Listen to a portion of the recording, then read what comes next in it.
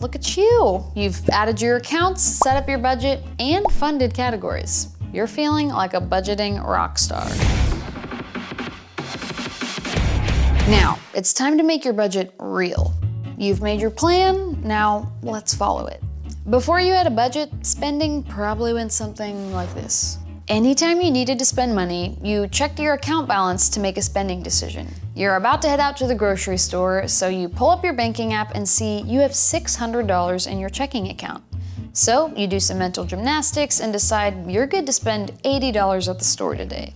You're not exactly sure how you ended up at $80, but it just felt right. But here's the deal. Your bank doesn't know what your money is for. Your bank doesn't know how much you're gonna owe in rent next week, or how dang expensive your third grader's soccer league is that starts in 2 short months.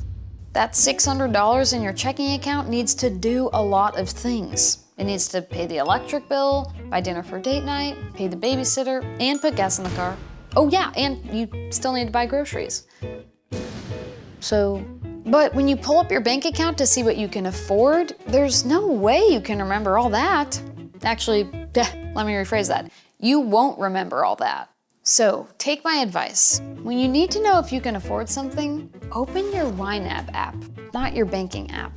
What matters most when you're deciding how much you can spend on groceries is how much is available in my groceries category. That's the only number we care about. And you already made a plan for this. You know exactly how much you can spend on groceries. It's one number in your budget, right in front of your eyes. No mental math, you know what you can afford. So make it your goal to establish this one important habit. It's the key to letting your budget transform your financial life. Before you spend any money, check your budget first.